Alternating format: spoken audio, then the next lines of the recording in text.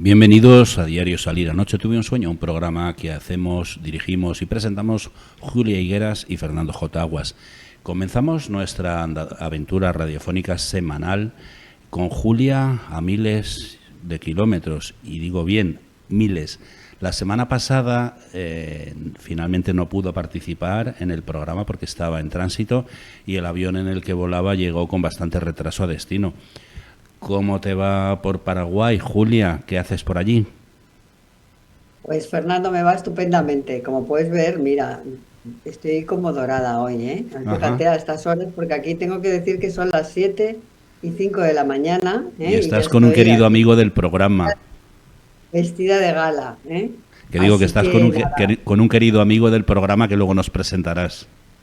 sí, aquí estoy súper bien acompañada. La verdad es que es un anfitrión maravilloso, como no podía ser de otra manera.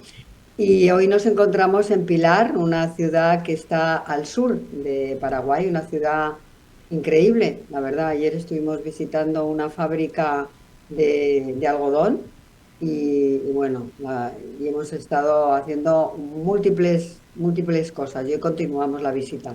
Así que fenomenal, muy contenta. Bueno, este programa ya sabéis que es una colaboración, ¿no, Julia? Pues sí, es una colaboración, como ya saben bien nuestros queridos y nuestras queridas oyentes y televidentes, de dos revistas muy diferentes en su contenido y estilo, pero que se parecen mucho en muchos temas, ¿no? Tienen valores comunes como el optimismo, el compromiso social, la solidaridad, bueno, en fin, ya saben todos nuestros queridos y queridas oyentes Ya todo lo, lo que hacemos, no nos vamos a aburrir, ¿eh? ya lo Contando saben, pero nos gusta cada día. recordarlo. También nos gusta recordar que es un programa con sentido crítico, abierto a la esperanza y con vocación de servicio público. Julia, ¿quiénes nos van a acompañar hoy? A mí en el estudio y a ti en la distancia.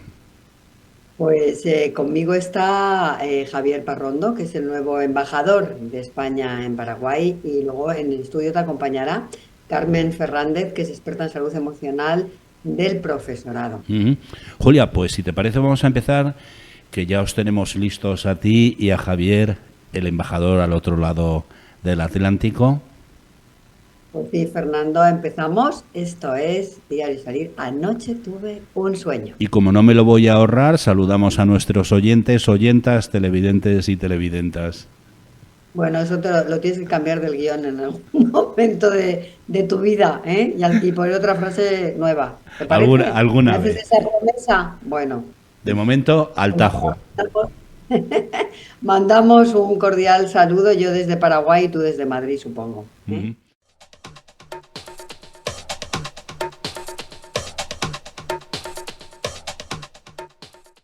Bueno, pues venga, Julia, vamos a empezar. Cuéntanos, ¿de qué vamos a hablar desde allí? Pues hoy, Fernando, como hemos hablado al principio del programa, recibimos a un invitado cuya vida ha transcurrido entre mapas, culturas y diferentes fronteras, ¿no? Un hombre que ha hecho de la diplomacia no solo una carrera, sino una herramienta de encuentro entre pueblos. Javier Parrondo, que es, como te comentaba al principio, el actual embajador de España en Paraguay, llegó a Asunción en diciembre de 2024 y con él, bueno, pues una trayectoria que atraviesa buena parte del mundo. Sí que me gustaría compartir con nuestras y nuestros queridos oyentes y televidentes que fue cónsula en Jerusalén, diplomático en Ginebra, que ha trabajado en regiones muy complejas, desde Afganistán, pasando por Tailandia o por Vietnam. Fíjate, Déjame que casi añada, nada. Julia, que antes de asumir su misión en Paraguay, dirigió Casa Asia, una institución clave en el fortalecimiento de los vínculos entre España y la región Asia-Pacífico. Desde ahí impulsó el diálogo intercultural, el pensamiento crítico y el intercambio de ideas entre mundos que a veces parecen lejanos, pero que están profundamente conectados. Pues sí, Fernando.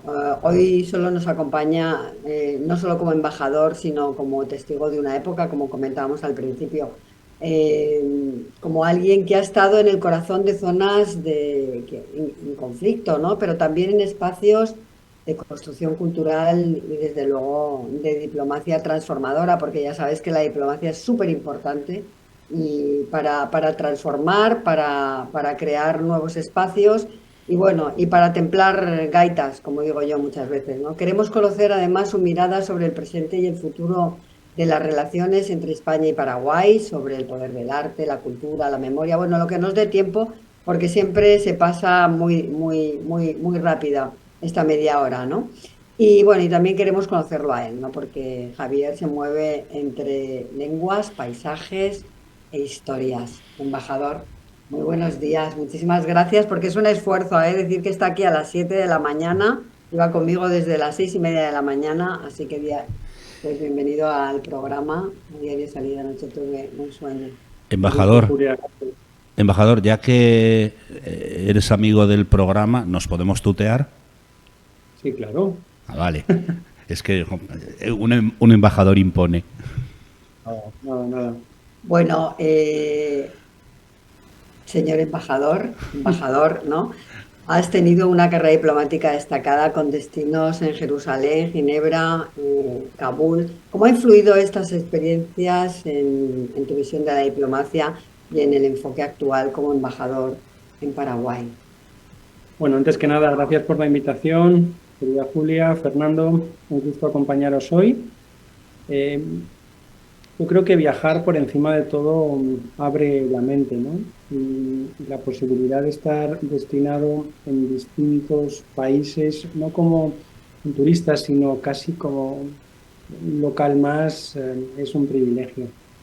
Y además haberlo hecho en lugares que a veces suponen retos no solo en lo profesional, sino también en lo personal, porque abrir, por ejemplo, la Embajada de España en Afganistán no fue en su momento tarea fácil, o estar destinado en Ginebra, eh, implicado en negociaciones internacionales en materia de salud global o derechos humanos, o no solamente en el destino en el que estoy ahora, pues que ofrece, como casi todos en América Latina, una variedad de actividades, porque realmente la presencia de España es muy rica.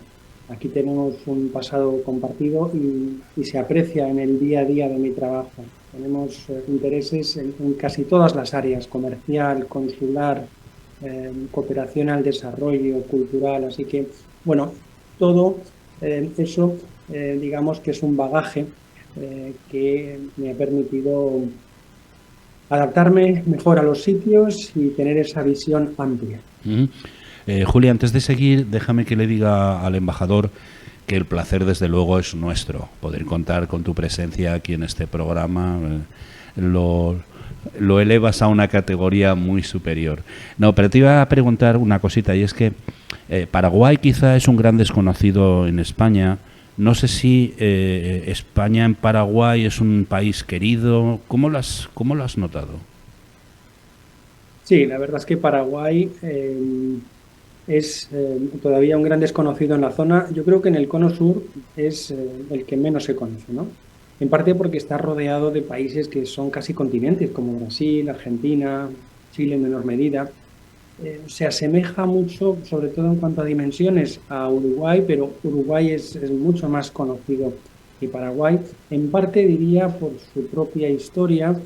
Paraguay ha estado muy cerrado al exterior durante muchas décadas. Primero la dictadura del doctor Francia, después la de Alfredo Stroessner. En fin, todo eso hace que el país fuera como un pequeño caracol metido en su caparazón, pero ahora inicia una nueva etapa de mucha mayor apertura, de atracción de inversión extranjera, y eso lo notamos sobre todo los que vivimos en Asunción. En España, como bien dices, todavía sigue siendo relativamente desconocido como país, pero no es el caso de España aquí.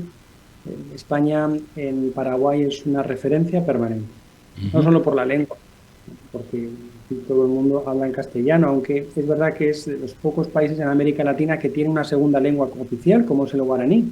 O sea, que las dos conviven de manera armónica. Y yo diría que España es un país querido. Eh, no hay grandes conflictos, en particular conflictos de identidad, como acabo de mencionar. Las identidades guaraní y castellana, las dos lenguas, los pasados históricos que aportan cada una de ellas, yo creo que conviven con armonía. Y eso la verdad es que es un placer como embajador de España, porque realmente aquí se nos quiere y el español es apreciado. Han influido también leyes como, por ejemplo, la de memoria democrática, pues, que ha permitido a muchos paraguayos reconectar con su pasado español. Esa ley va a ampliar a casi 9.000 personas el listado de españoles o dobles nacionales en Paraguay. Así que, bueno, esas son medidas que como digo, permiten a muchos ciudadanos de Paraguay conectar de nuevo con su familia, con sus raíces españolas. Muy bien, pues Julia, somete a nuestro embajador a un tercer grado, tú que estás ahí al lado. Bueno, tercer grado nada, porque estas entrevistas que hacemos nosotros siempre son como conversaciones. Son charlas de amigos. En una mesa de un cuarto de estar, ¿no? Como a mí me gusta. Lo que pasa es que esta mesa es un poco larga, ¿no? Sí, la verdad que nos hicieron con el nuevo estudio una mesa muy larga, ¿eh? Oye, te queda muy bien, tengo que decir, estás muy guapo, ahí con tu fondo estupendo del... Gracias. Pero podría estar elegante porque guapo no he sido nunca. Bueno, estás elegante y guapo, para mí lo eres. A ver, vamos a seguir. Sí. Yo quería volver un poco, porque ahora estábamos hablando de la trayectoria diplomática del embajador, pero antes de venir a Paraguay, él fue director general de Casa Asia, una institución dedicada a fortalecer las relaciones entre España y los países de Asia-Pacífico. A mí me gustaría que compartiera el señor embajador con nosotros qué aprendizajes obtuvo de esta experiencia, que estuvo 5 años en Barcelona y que ahora aplica a este país, a Paraguay. Bueno, los contextos son distintos porque Casa Asia cubre otra zona geográfica, pero en mi puesto anterior yo creo que me di cuenta por encima de todo de la importancia de la diplomacia pública. La diplomacia ya no puede ser un ejercicio de gobierno a gobierno, tiene que implicar a otros actores y sobre todo a la sociedad civil. Desde las casas, como saben, Casa Asia es parte de una red de 6 casas en total: Casa América, Casa Asia, Casa África, en fin, somos 6, cada una dedicada a un ámbito geográfico, pero todas ellas se dedican a promocionar la diplomacia pública, a acompañar a la política exterior de España desde la perspectiva de la sociedad civil. Y aquí yo creo que eso lo estoy aplicando. Y entre mis primeras reuniones pues aparece, por ejemplo, la Academia Paraguaya de la Lengua Española, asociaciones que trabajan en favor de los derechos de las mujeres y las comunidades LGTB. En fin, la diplomacia hoy en día, junto a la parte oficial, a los contactos entre gobiernos, debe ser por encima de todo un ejercicio de diplomacia pública en el que estén implicados nuevos actores y sobre todo la sociedad. Y al mismo tiempo ser reflejo de los principios, de los valores que defiende la sociedad española, y por eso aquí debe ser una diplomacia integradora, una diplomacia abierta, una diplomacia a la escucha. Mencionábamos al principio que uno de los ámbitos principales de trabajo de esta embajada es la cooperación al desarrollo. Pues si por algo se ha caracterizado la cooperación española es por ser una cooperación a la escucha, por identificar las necesidades que tienen los beneficiarios paraguayos en ese contacto directo con ellos, no imponer proyectos, sino diseñarlos conjuntamente con el socio del país. En fin, la importancia de la diplomacia pública y de incorporar nuevas miradas al trabajo que hacemos desde una embajada. La verdad que es un trabajo difícil, es un trabajo, bueno, pues que implica mucho, ¿no? Porque te vas viajando por diferentes países, vas dejando tu impronta, pero además vas dejando parte de ti en los sitios donde estás. Entonces es un poco que la gente se piensa que el diplomático, que esta carrera es muy fácil y es muy glamurosa, pero luego se quedan muchas cosas por el camino, se quedan amigos, se quedan familiares, bueno, países, muchas raíces que vas haciendo y que vas de alguna manera perdiendo. Pero a mí me gustaría... Perdona, Julia, al embajador le quedan muchos años para jubilarse, pero quiero hacer una broma. El día que se jubile le dirán, ¿y tú dónde has vivido? Y él tendrá que decir, ¿cuántas horas tienes? Pues así es, más o menos, ¿no? A mí me gustaría seguir un poco avanzando, ¿no? Y que nos contara un poquito, aunque lleva poco tiempo en destino, desde diciembre, pues cuáles considera que son las áreas más prometedoras para fortalecer las relaciones entre España y Paraguay. Bueno, yo diría que como el país, digamos, se está abriendo, como el país inicia ahora una etapa clara de crecimiento, de apertura al exterior y demás, casi todas, porque aquí está todo por hacer, pero destacaría la cultural. Yo creo que es un país desconocido, pero con grandes atractivos culturales, turísticos, y ahí España puede hacer una labor de acompañamiento.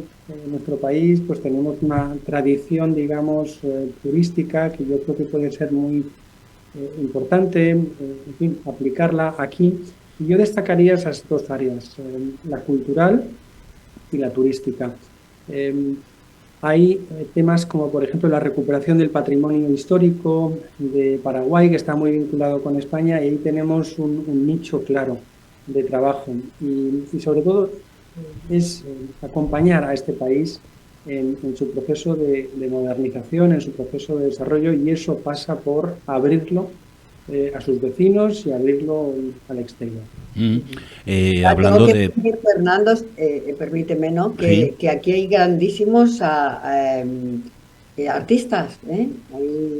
La verdad que no he tenido mucho contacto porque llevo poco tiempo aquí, ¿no? Pero he podido visitar exposiciones, he podido compartir incluso una tarde con un artista muy conocido. En fin, que aquí hay muchísimo talento, la verdad. Ujú. Pero Y, quería remarcarlo. y hablando de proyectos culturales, sabemos que a ti te interesa mucho el patrimonio cultural paraguayo. Has estado visitando misiones jesuíticas.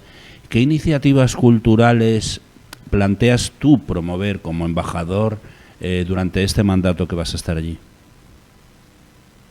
Pues mira, cuando efectivamente estuve en las misiones, es un sitio muy especial que recomiendo a todo el mundo. Las misiones jesuíticas fueron proyectos evangelizadores, es cierto, pero también reductos en los que hubo realmente una comunión entre los jesuitas que se implantaron en la zona y las poblaciones originarias, los indígenas, en su mayoría guaraníes, y además se convirtieron en lugares de refugio para muchos de ellos frente a las incursiones portuguesas que venían del lado hoy brasileño. Así que, en fin, tienen una historia muy particular, y yo animaría a todos los que nos están viendo y escuchando a que visiten las misiones, que están repartidas por lo que denominamos aquí la triple frontera: Paraguay, Brasil y Argentina. A mí me gustaría destacar aquí una iniciativa que estamos planteando en colaboración con el Centro Cultural, porque España cuenta en Asunción con un gran centro cultural, que es, juntamente con las autoridades paraguayas, abrir la Casa Museo Josefina Pla.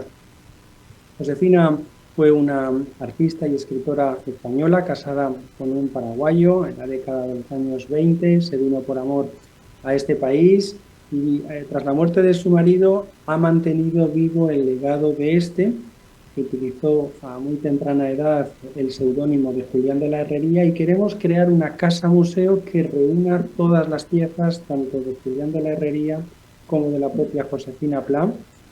Ella nació en la isla de Lobos, que es una isla prácticamente deshabitada entre Fuerteventura y Lanzarote, y a partir de ahí, porque su padre era farero, en fin, tiene una historia personal muy curiosa. Vivió en varios puntos de la geografía española, pero conoció a Julián en Manises, porque él estaba investigando sobre la cerámica española, y se volvieron a Paraguay juntos. Pues bien, ese es un gran proyecto que me gustaría llevar a cabo en estos años que tengo por delante, que es crear la Casa Museo Josefina Pla, que reúna esas piezas. Hoy en día están en el Centro Cultural, pero creemos que la historia personal de la propia Josefina merece un espacio propio en Asunción. Tenemos una amiga del programa que se llama Patricia Betancor, que escribió un libro que precisamente se desarrolla en la isla de Lobos. Ajá. Una islita Sí, chiquitita. es verdad que vino a presentarlo al programa. Cierto es. Ajá. Pues vamos a continuar porque nos queda poquito ya. No sé cómo vamos de tiempo, Bueno, nos Fernando. quedan 6 minutillos, 7. Bueno, pues todavía tenemos. Pues bueno, quiero que el embajador, ¿no? Con su experiencia en diversas regiones del mundo, como hemos hablado al principio, que nos comente o comparta con nosotros qué similitudes o diferencias, bueno, pues observa entre los desafíos que enfrenta Paraguay y los otros países donde ha servido como, bueno, públicamente, ¿no? Como diplomático. O sea, como diplomático. Sí. Bueno, mi experiencia ha sido, como decía al principio, sobre todo en Asia, en temas multilaterales. Esto es un cambio de escenario, pero bueno, yo creo que hoy con la globalización ves tendencias, ¿no? Muy similares en todos los países, por ejemplo, en temas económicos, la presencia de empresas extranjeras. Aquí, por ejemplo, chinas, la influencia de China es creciente, el peso todavía que tiene Estados Unidos en la región, sobre todo en ámbitos como la lucha contra el crimen organizado y el narcotráfico. Y lo que destacaría a lo mejor es, y eso lo acerca a la Unión Europea, es el grado de integración que tiene Paraguay con la región, porque como sabéis, pues Paraguay forma parte de Mercosur, junto con Brasil y Argentina. Bolivia está en proceso de adhesión, pero todavía no es miembro pleno. Así que eso genera unos lazos, sobre todo comerciales, muy interesantes. La entrada a Paraguay por parte de empresas extranjeras es también la entrada a un gran mercado como es el de Mercosur. Y eso Europa lo ha visto claro y el pasado año firmamos ese gran acuerdo de asociación Unión Europea-Mercosur, que yo creo que va a ser un antes y un después en nuestras relaciones económicas. Ujú. Supongo que es más fácil estar ahora en Paraguay que en Asia por el idioma, los usos, las costumbres, pero bueno, hablabas de economía. ¿Cómo ves el papel de las empresas españolas en el desarrollo económico en Paraguay y qué sectores consideras más atractivos para que los españoles, los empresarios españoles puedan invertir allí? Sabemos que llevas poco, pero bueno, ya supongo que lo estás estudiando y lo estás mirando. Sí, una de las primeras reuniones que tuve es precisamente con toda la red de empresarios españoles que tienen intereses aquí, pues empresas como Mafre, en seguros, Prosegur, en seguridad, Once, en todo lo relacionado con el juego. Su papel es doble. Por un lado, obviamente, hacer negocio, contribuir al desarrollo y al crecimiento económico de Paraguay, pero también yo creo que tienen una responsabilidad social, ¿no? Lo que hemos llamado, lo que conocemos como responsabilidad social corporativa. Y de ahí que muchas de estas empresas tengan también un ámbito de actividad en ese sector. Por ejemplo, en el caso de Once, pues junto con las actividades relacionadas con el juego, la fundación también está presente en Paraguay con el desarrollo de proyectos que permiten una mayor accesibilidad, por ejemplo, del transporte público de la población discapacitada. Así que, junto con su función, digamos, de hacer negocio y lograr beneficios en proyectos interesantes, yo destacaría sobre todo el de infraestructuras, porque aquí el sector infraestructuras todavía presenta muchos desafíos, pues destacaría la labor más social con proyectos de desarrollo que también contribuyen a ese objetivo, ¿no? Al desarrollo y al crecimiento económico de Paraguay. El transporte está muy bien, una vez hasta allí es inviable, ¿no? Pues sí, un poco difícil, ¿eh? Nos encantaría, porque, bueno, te imaginas un ave submarino, No estaría nada. pero bueno, yo creo que tiene que pasar muchísimo tiempo para que eso sea, ese sueño sea una realidad, si es que se hace realidad. Julia, Pero ahora vamos a sí te seguir voy a apurar, adelante. perdona, ahora sí te voy a Sí. apurar, nos quedan 3 minutillos para que le hagas unas preguntas al embajador. Bueno, pues a lo mejor me gustaría preguntarle cómo se enmarca la relación con Paraguay dentro, bueno, pues de la estrategia general de política exterior de España hacia este continente, hacia América Latina, ¿no? Bueno, Esto da para más de 3 minutos, pero bueno, trataría de resumirlo. Yo creo que la presencia que tiene aquí España hace que la relación sea muy rica. Mi antecesora, Carmen Castilla, que ha hecho una gran labor en Paraguay, señalaba que la tarea es inabarcable.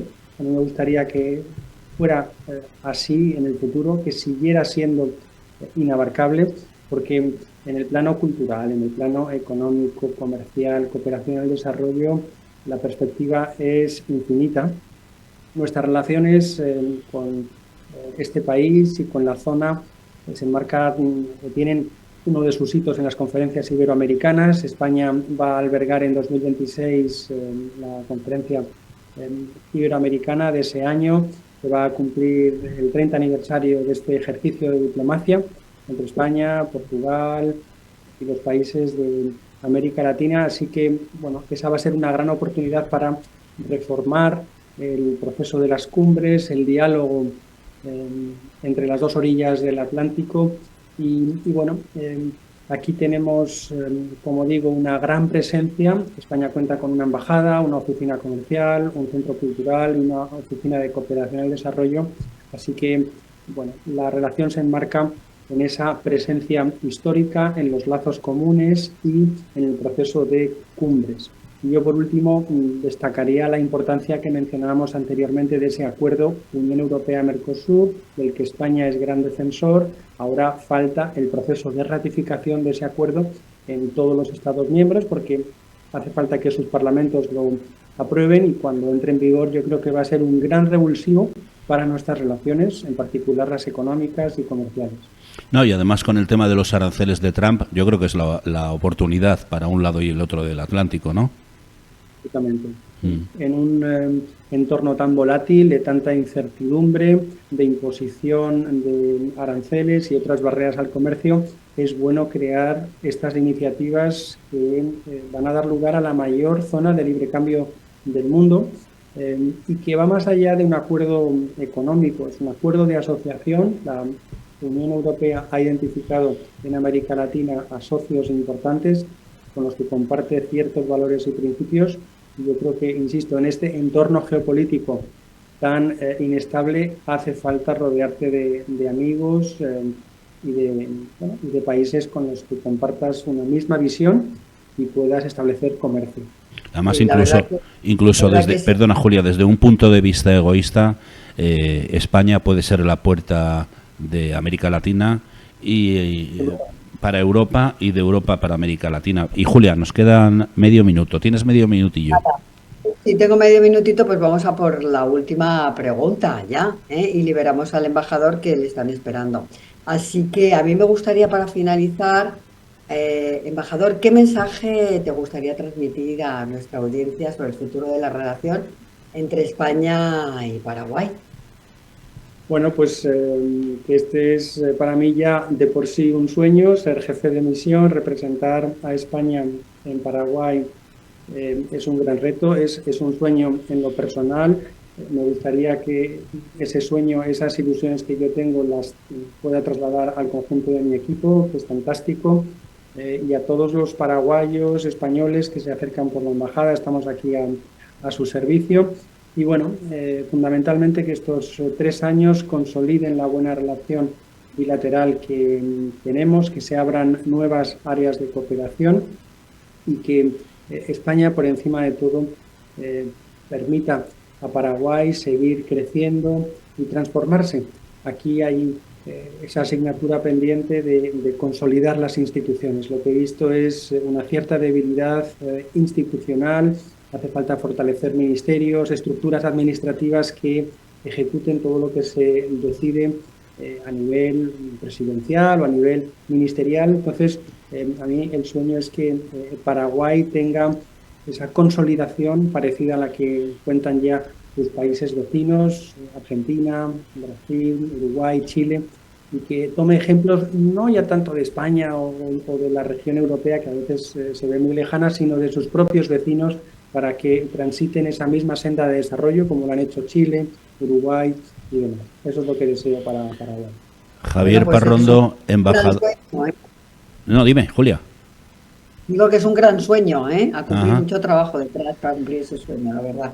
No, yo iba Así a que le decir que deseamos Javier Parrondo, lo embajador mejor. de España en Paraguay, es un placer siempre charlar contigo y haber compartido con vosotros dos allí al otro lado del Atlántico este tiempo de red y televisión, y te deseamos de verdad que todos tus proyectos como embajador sean un éxito.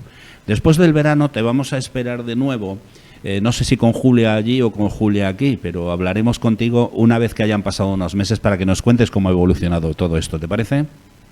¿No? Perfecto. Julia, pues nos vamos, Pues ahí ¿no? lo tenemos. Si va a España, ya veremos si puede venir al estudio. Ujú. Bueno, pues nada, muchísimas gracias. Gracias, Es un Julia. placer. Gracias, Fernando. Y remarcar que está haciendo un trabajo extraordinario aquí en Paraguay. Ujú. Así que Gracias, Javier. La próxima nos vez que vamos vaya... a transición, ¿no? Sí, la próxima vez que vaya Julia para allá, yo le llevo la maleta. Estás invitado. Gracias.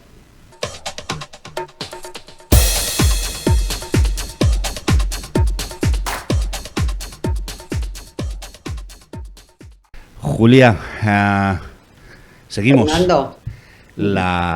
Seguimos y vamos a decir que la profesión docente, tradicionalmente asociada con la vocación y la entrega, ha sido cada vez más exigente en demandas por parte del entorno educativo actual. Más allá de la labor académica, los y las docentes se enfrentan a diario a situaciones complejas que requieren no solo preparación pedagógica, sino también una gran fortaleza emocional, como vamos a ver. Pues sí, Fernando, en este contexto, pues la verdad que resulta fundamental abordar la salud emocional del profesorado, que lo hemos comentado tú y yo muchísimas veces en ese estudio en el que tú estás ahora solito, ¿eh? Sí, me Es un tienes aspecto abandonado. muchas veces que está invisibilizado, pero que es esencial para garantizar tanto el bienestar de quienes enseñan como la calidad del proceso educativo. Formar a los docentes en el manejo de las emociones no solo mejora su bienestar, sino que también impacta positivamente en los estudiantes y en la calidad educativa. Así que implementar estrategias de inteligencia emocional en la formación y en el día a día de los docentes, la verdad que es una necesidad urgente, imperiosa, diría yo, ¿verdad, Ujú. Fernando? Sí, pero es que además factores como el estrés laboral, el síndrome de burnout, el desgaste por empatía y el impacto de la situación política y social han puesto en evidencia la necesidad urgente de acompañar y cuidar a los docentes desde una perspectiva emocional. Y para hablar de todo ello, y seguro que lo va a hacer mucho mejor que todo lo que hemos dicho tú y yo, Julia, y eso que nos hemos documentado, tenemos en el estudio a Carmen Fernández. Hola Carmen, gracias por estar con nosotros en Diario Salida, Anoche tuve un sueño. Buenos días, Fernando. Muchas gracias por invitarme para estar aquí con vosotros. Bueno, a Julia la tenemos allí. Me dicen que te acerques un poquito al micro, por favor. Sí. A Julia la tenemos allí al otro lado del océano. Bueno, a mí me gustaría presentar, ¿no? ¿Te parece? Venga, A me parece muy bien. nuestros oyentes y televidentes, ¿quién es Carmen Fernández, no? Carmen es licenciada en Biología por la Universidad Complutense de Madrid. Ella es experta en coaching por la Universidad Rey Juan Carlos y en inteligencia emocional por la Escuela de Inteligencia de Madrid. Y es además practitioner en programación neurolingüística por la NLP University of California. Y antes, bueno, antes de seguir, Carmen, a mí me gustaría que nos explicaras qué es esto de ser un practitioner. Sí, porque yo también estoy perdido. Bueno, pues el practitioner es uno de los niveles de aprendizaje de programación neurolingüística. Uh-huh. Si queréis explico un poquito lo que es. Sí, brevemente un poco para que la gente sepa que es un practitioner. Sí, pues en este nivel lo que se aprende es programación, las bases de la programación neurolingüística, que consiste, es una disciplina que explica cómo a través de modificaciones en el lenguaje, en la comunicación y en los procesos de pensamiento, podemos modificar a su vez procesos ya que hemos adquirido a lo largo de nuestra vida, que a lo mejor de comportamiento, que a lo mejor no nos llevan a lo que queremos. El estudiar esos procesos y ver que necesitamos un cambio y hacerlo a través del lenguaje y el cambio de pensamiento. Bueno, aclarado esto, nosotros te hemos traído aquí pues para hablar de cómo están los docentes hoy en día. Llevas más de 20 años como docente en centros de educación secundaria y escuelas de adultos, y actualmente eres profesora de secundaria y bachillerato en el Colegio Obispo Perelló, colegio donde yo empecé mis estudios. Y esta actividad la compatibilizas con la realización de procesos de coaching y mentoring en el entorno educativo, principalmente dirigido a profesores y equipos directivos. Vamos a tratarlo con detenimiento, pero a modo de introducción, ¿cómo está la salud emocional del profesorado hoy en día? Bueno, a modo general, si tenemos que estudiar cómo está la salud, habría que ver qué datos tenemos sobre esto, en qué se basan esos datos, y es en hacer preguntas a los profesores. Hay estudios en los que se han hecho preguntas a profesores en diferentes años y se han visto sus respuestas acerca de cómo se sienten ellos en el ejercicio de la docencia. ¿Y cómo se sienten? Pues te puedo hablar de dos estudios que se han hecho en un intervalo de 15 años. Uno se ha hecho en el 2008 y las mismas preguntas se hicieron hace un par de años, en el 2023. Y por extraer tres datos que parecen reveladores, pues sería, uno le preguntaron con qué nivel de ilusión tienen, si van ilusionados a dar clase, y en el 2008 contestaron, el 32% de las personas contestaron que iban con ilusión a trabajar, mientras que en el transcurso de 15 años, en el 2003, esta ilusión disminuyó y solamente un 24% de profesores indicó que iba con ilusión a trabajar. Este es un dato importante porque realmente la motivación de un profesor, igual que otras profesiones como medicina o psicología, pues son profesiones que la gente las hace por vocación. Y cuando se pregunta por qué quiere ser profesor, en general es por un gusto a dar clase, más que por un sueldo o por otro tipo de cuestiones como estatus social, por ejemplo. Entonces, la desilusión es una de los aspectos llamativos sobre el estado en que se encuentra la salud emocional. Pero luego hay otro dato que es el que ha llamado más la atención en este mundo, y es que hasta qué punto viven su profesión con distanciamiento, teniendo en cuenta que es una profesión muy empática. Tienes continuamente que tratar con personas, y con personas especiales que son chavales, ¿no? Estamos hablando de educación infantil y primaria, secundaria. Entonces, en el 2008, un 2% de las personas preguntadas, de los docentes, dijo que sufría distanciamiento, sentía distanciamiento, frente al 38% en el 2023. Luego vamos a ir un poco más al detalle, pero Julia, ¿quieres preguntar algo desde allí? Sí, a mí me gustaría preguntarle a Carmen sobre el profesorado, aunque estaba hablando un poquito ahora sobre eso, ¿no? A mí me gustaría saber si es un colectivo con unas características específicas que puedan hacerlo emocionalmente vulnerable. Sí, efectivamente. ¿Cuáles son esas características? Sí, los profesores, para empezar, como hablaba antes, somos personal muy empático. Estamos continuamente con personas que están en periodo de formación, porque son como niños o adolescentes, y personas que están en ambientes problemáticos en muchas ocasiones, y más en los últimos tiempos, y esa empatía nos hace ser más vulnerables porque nos llevamos a casa los problemas.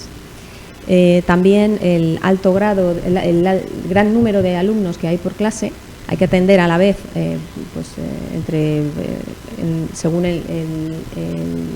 la edad, pero en secundaria, por ejemplo, a 30 alumnos por clase, muy diversos.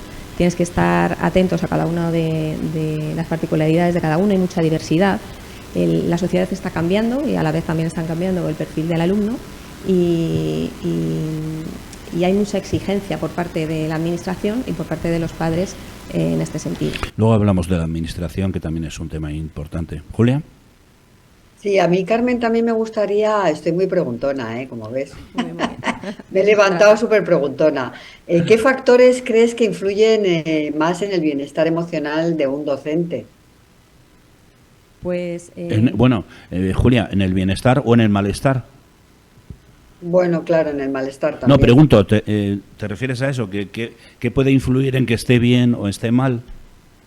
Claro, no, yo quiero preguntarle que qué es lo que influye emocionalmente en un docente para que se sienta bien en su bienestar Ujú. y en su malestar, como tú decías, ¿no?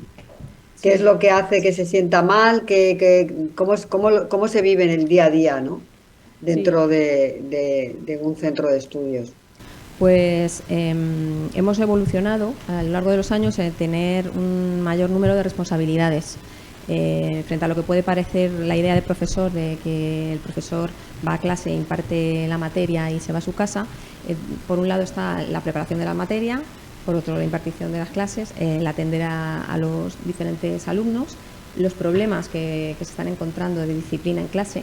Muchos profesores se quejan de que no pueden impartir la materia porque primero tienen que hacer que los alumnos escuchen.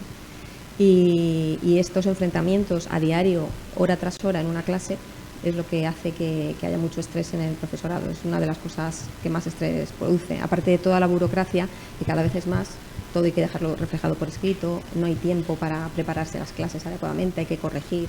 Es decir, es un montón de tareas que la mayoría de los docentes pues se ve saturado de tiempo. Ujú. Ayer lo hablaba con tu padre, que también es profesor, ha sido profesor, y eran otros tiempos.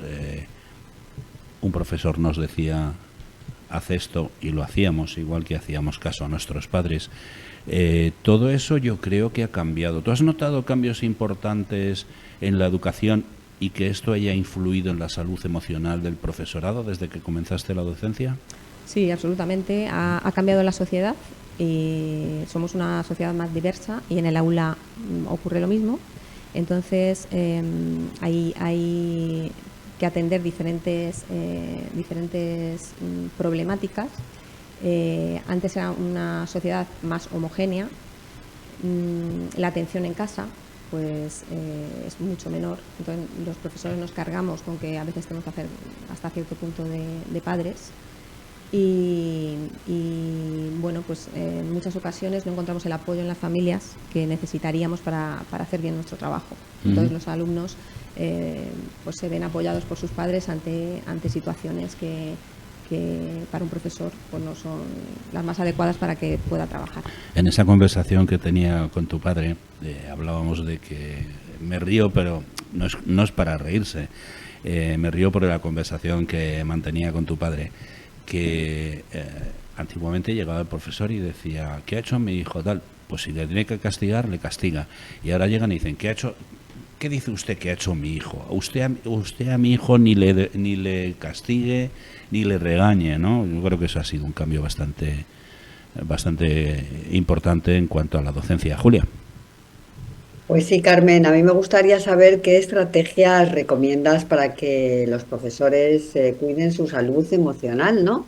Que es tan importante, y cómo puedan manejar su carga de trabajo y las exigencias, bueno, emocionales que implica enseñar. Pues sí es cierto que lo mejor para tratar la salud emocional de uno mismo es plantearse en diferentes momentos, dedicarle incluso una vez al día un tiempo a mirar cómo te encuentras. Entonces, ir revisando cada día cómo te encuentras, cómo te sientes, para detectar cuanto antes si tienes un problema, por ejemplo, un problema que puedes tener de estrés o de ansiedad. Una vez localizado, pues aceptar que lo tienes y buscar ponerte en acción para que esto no vaya más. Uh-huh. ¿Qué es ponerse en acción? Establecer límites entre lo que es tu profesión y lo que es tu vida personal, porque es una tendencia que tenemos los profesores a no desconectar, porque después de clase nos queda todavía mucho que preparar, mucho que escribir emails a padres, etcétera, y nos llevamos el trabajo a casa. Entonces a veces confundimos la vida personal y profesional y puede acabar un día pensando que lo único que has hecho en tu día es trabajar. Uh-huh. Y bueno, pues dedicar un tiempo al día como un ritual de desconexión, pues que cada uno puede hacer leyendo, dibujando, haciendo yoga, cuidar su salud física también. Eso a nivel general, una persona que sea sana y que quiera conservar su salud emocional. O sea que es complicado desconectar incluso en el tiempo libre. Hay dos problemas, me comentabas, que acechan la salud emocional de los docentes: el síndrome de burnout y el síndrome de desgaste por empatía. Vamos a empezar por el burnout. ¿Qué es esto? El burnout es un estado de agotamiento físico, mental y emocional que es producido por un estrés laboral crónico en trabajos donde hay situaciones que hacen que el trabajador se encuentre a disgusto. El síndrome de desgaste por empatía es muy parecido a esto, solo que tiene ciertas connotaciones en el sentido que he hablado antes de profesiones que suponen un trato humano muy cercano, como pueden ser profesionales de la salud o profesionales de la docencia. Entonces, este desgaste hace que cada día se levanten pensando que no quieren ir a trabajar, que les asuste, que les dé pavor entrar a una clase, y hace que no sean productivos, y eso mismo es la pescadilla que se muerde la cola. Al no ser productivos le crea más problemas en el trabajo y es un agotamiento continuo. Mira, a Julia le pasa algo así. Julia se levanta cuando va a venir a la radio y empieza a sufrir porque me va a ver a mí, y de hecho por eso se ha ido a Uruguay. Por eso me he ido Paraguay. tan lejos, cada vez que tengo la oportunidad me voy, ¿no? A miles Sí. de kilómetros. Pero no es verdad, ¿no? ¿A qué causas se puede atribuir el burnout en el profesorado? ¿Qué síntomas claros hay, ¿no? O sea, ¿cómo lo notáis? ¿Vosotros podéis percibir que un profesor está sufriendo ese síndrome? Bueno, realmente lo nota el profesor. En su entorno puede notarle algo irascible, huidizo, que no se concentra, pero el profesor es el que lo sufre cada día y por tanto el que puede ponerse manos a la obra para resolverlo. Lo que nota es pues que donde antes había una ilusión, pues ahora no la hay. Se siente cansado, suele haber un distanciamiento con respecto a las labores del trabajo, en el colegio con respecto a los alumnos, y hay un cambio, hay un antes y un después de cómo era esa persona cuando tenía ilusión yendo a trabajar. Y hablabas antes de diferencias, similitudes. El síndrome de desgaste por empatía, ¿qué es, cómo se manifiesta y qué diferencias hay con el burnout? Claro, el síndrome de desgaste por empatía son unos síntomas muy parecidos a los que estamos comentando, pero tienen la connotación de que estas personas están en constante exposición al sufrimiento de otros. Entonces, eso hace que ellos también formen parte de ese sentimiento, y si lo juntas con que eso te lo llevas a casa, pues estás viviendo parte del sufrimiento de cada una de las personas con las que trabajas. Y bueno, pues al final suele acabar en un distanciamiento, el lado opuesto a esa empatía, con toda la repercusión que puede tener en tu trabajo y en tu vida cotidiana. Uh-huh.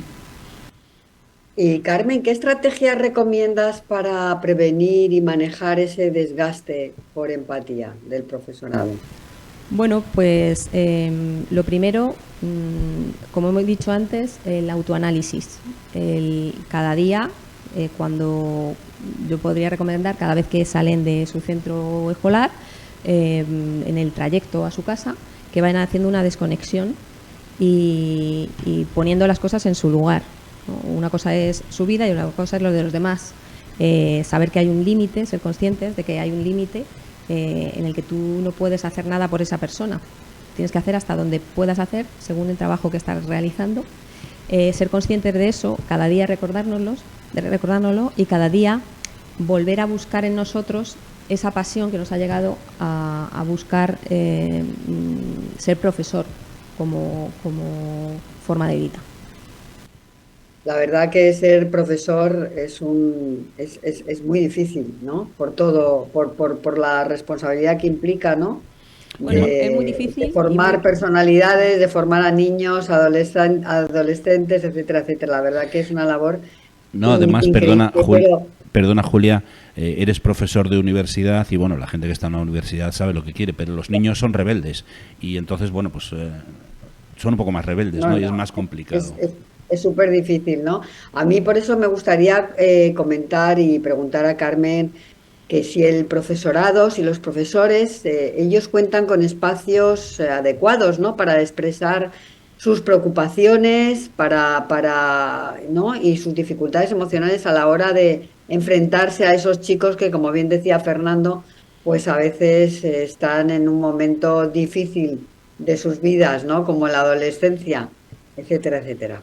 Bueno, un espacio como tal no existe. De hecho, bueno, hay una figura que se ha intentado introducir en los colegios como delegado de bienestar, pero debido a la falta de recursos, pues esas personas no tienen tiempo dentro del trabajo que realizan en el colegio suficiente como para dedicarse a esto, porque compatibilizan con otras actividades. Espacio como sí, pues está la sala de profesores, donde es una terapia de grupo constante y existe afortunadamente, pero es verdad que cuando en un centro hay una baja salud, una salud emocional baja, la sala de profesores puede ser incluso peor porque se retroalimentan entre sí. Eso te iba a decir, esa sala de profesores puede ser o muy positiva, claro, o muy negativa e inducir a la depresión generalizada, claro, ¿no? Por eso hay que estar muy atento a la propia salud de uno y ver que a determinados ambientes, si no te convienen, pues separarte de ellos. Entonces sí que se echa en falta en la comunidad educativa que haya una figura de salud mental en los colegios, pues que esté a la disposición de los profesores que lo necesiten. Uh-huh. Oye, la situación política y social, la salud emocional del profesorado es importante. Las políticas educativas y las reformas constantes os están afectando. Eso es un mal que tenemos de momento en este país. Esperemos que por poco tiempo. Sería ideal que existiera un consenso entre los diferentes partidos y concluyeran en no modificar la ley de educación independientemente del partido que estuviera. Y no solo eso, sino también dar voz a los profesionales de la enseñanza en cuanto al diseño de los currículums y toda la legislación relativa. Uh-huh. Porque es otra cosa que echamos en falta, que muchas veces la legislación pone todo muy bonito en papel, pero la realidad del día a día es otra y no se contempla. Julia, el tiempo se pasa volando, un par de minutillos nos quedan. Pues, que se pasa volando, yo acabo de empezar el día. Sí. y tengo mucha jornada para muchas cosas que hacer aquí hoy, la verdad. Pero yo me refería al tiempo, me refería al tiempo radiofónico. ¿Sí? Que me refería al tiempo radiofónico. Bueno, ¿qué impacto tiene la situación política y social en la salud emocional del profesorado, ¿no? Las políticas educativas y las reformas constantes, ¿no? Que este es un factor determinante en la salud, yo creo que emocional del profesorado. La incertidumbre, la precarización, ¿no? La falta de reconocimiento, todo este tipo de cosas. Sí, es algo que desestabiliza y crea inseguridad en los profesores. Los profesores, pues año tras año vamos viendo cambios no solo en los currículums de las asignaturas, sino en la forma en la que hay que impartirlos. Entonces genera una situación en la que los profesores se sienten incapaces o creen que no son capaces. Es verdad que tenemos cierta facilidad para la adaptación porque nos han acostumbrado a ello, pero muchos profesores se sienten que no valen para hacer todos esos cambios, sobre todo ahora con las nuevas tecnologías, los cambios metodológicos, pues cuando ya te quieres acostumbrar a uno, te están poniendo otro. Uh-huh. Y eso genera esa sensación de falta de control. Y así, de modo genérico, han crecido los conflictos en las aulas en los últimos años. ¿Empieza a ser un grave problema para los docentes? Sí, es cierto que depende mucho de el centro educativo que se trate, porque el perfil social influye mucho en este sentido, pero en general sí hay muchos más conflictos en el aula. Los alumnos con la utilización tan incontrolada de la tecnología, pues han perdido capacidad de concentración y eso se nota. Y las familias, pues muchas de ellas, con la diversidad cultural que tenemos, pues muchas de estas culturas no dan el valor a la enseñanza que antiguamente teníamos en las aulas. Julia, si tienes una pregunta que se pueda responder en medio minuto tenéis. Pues bueno, a mí me gustaría preguntarle, porque no la he preguntado esta mañana, no me ha dado tiempo en la anterior entrevista que hemos tenido con el embajador. ¿Cuál es el sueño de tu vida, Carmen? El sueño de mi vida, en cuanto a la educación, ¿Tu Sí. sueño? ¿se refiere? ¿Tu sueño? Pues tengo muchos, pero bueno, ya que estamos hablando de educación, el sueño de mi vida sería que las administraciones, lo primero que las administraciones se pusieran de acuerdo para crear una ley que perdurara en el tiempo, dando voz a los profesores. Importante que perdure en el tiempo. Sí, que el ratio de alumnos por clase disminuyera, cosa fundamental y más hoy en día por la diversidad que os he dicho que hay en las aulas, que se valorara la profesión de alguna manera, eso es algún cambio que tiene que ser un cambio social. Quizá hacer una carrera profesional en la educación, donde se pusieran objetivos que al ir cumpliendo, pues esa persona fuera ascendiendo en esa carrera y que siguiera ilusionando, como estoy soñando, que siguiera ilusionando a muchos estudiantes, los futuros profesores, el transmitir valores en las aulas y crear una sociedad más justa y mucho más positiva. En condiciones normales no estaría pidiendo mucho, ¿verdad, Julia? Pero con la situación actual, vamos. En fin, muchas gracias, Carmen Fernández, experta en salud emocional del profesorado, por haber estado con nosotros en Diario Salir. Anoche tuve un sueño para acercarnos a un tema tan interesante y necesario como es el de conocer la vulnerabilidad del profesorado, la salud emocional, el síndrome de burnout, el síndrome de desgaste por empatía y de cómo influye todo en ello en las políticas educativas. Ay, perdón. Pues, Julia, pues nos vamos. sí. Esto ha sido todo por hoy. Sí, Amigos, pues nada, Carmen, que se cumpla tu sueño, ¿eh? Muchas gracias. Por ti Haré y lo que esté de mi por parte. todos tus compañeros, ¿eh? Pues nada, Julia, muchas gracias a los invitados de hoy. Dale un abrazo fuerte al embajador y también a quienes nos veis y nos escucháis. Esto fue Diario Salir. Anoche tuve un sueño, presentado por Julia Higueras en la distancia y por Fernando J. Aguas, el del pelo largo, aquí en el estudio. Ya saben, ya sabéis, Diario Salir Anoche tuve un sueño, pues se ha acabado por hoy. Así que nos vemos por televisión, nos escuchamos por radio y en plataformas en formato podcast, en streaming, en Twitch, YouTube y bueno, y hasta la próxima semana que sí que estaré en el estudio acompañando a mi querido compañero Fernando. Eso te iba a preguntar, que si ya te quedas allí definitivamente o te esperamos la semana que viene. Estoy pensándomelo porque estoy muy bien.